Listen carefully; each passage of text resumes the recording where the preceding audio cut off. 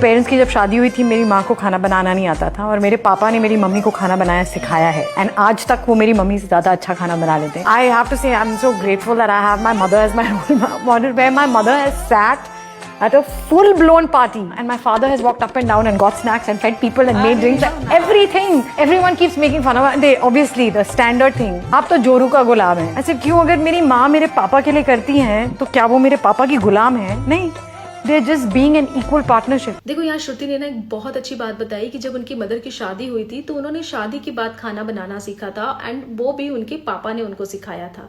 और जब घर में पार्टीज वगैरह होती थी तो उनके पापा थे जो सब गेस्ट का ध्यान रखते थे, उनको सर्व करते थे, उनको ड्रिंक्स बना के देते थे और उनकी मम्मी एकदम आराम से बैठकर पार्टी एंजॉय करती थी.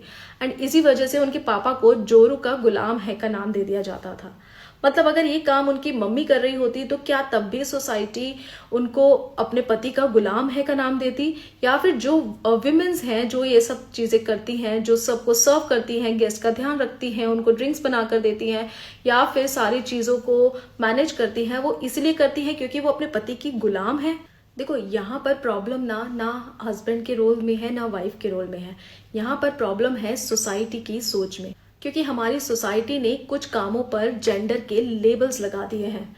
अगर औरत घर संभाले, खाना सर्व करे, केयर करे तो वो संस्कारी, घरेलू, समझदार कहलाती है.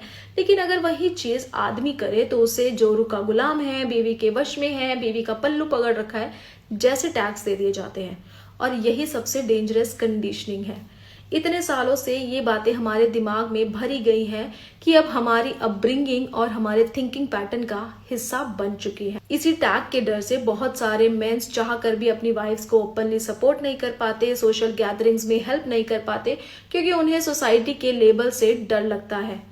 लेकिन शायद अब टाइम आ गया है कि हमें इस पुराने मिथ्स को ब्रेक करना ही होगा. और ऑनेस्टली अगर आज सोसाइटी किसी आदमी को जोरू का गुलाम बोल रही है सिर्फ इसलिए क्योंकि वो अपनी वाइफ को रिस्पेक्ट करता है, हेल्प करता है और उसकी केयर करता है, तो शायद मेंस को इस टैग को इंसल्ट लेने के बजाय इसको एज अ मेडल लेना चाहिए. क्योंकि इसका मतलब ये है कि वो टॉक्सिक माइंडसेट को ब्रेक कर चुका है जिसको सोसाइटी ने सालों से नॉर्मल बना रखा था.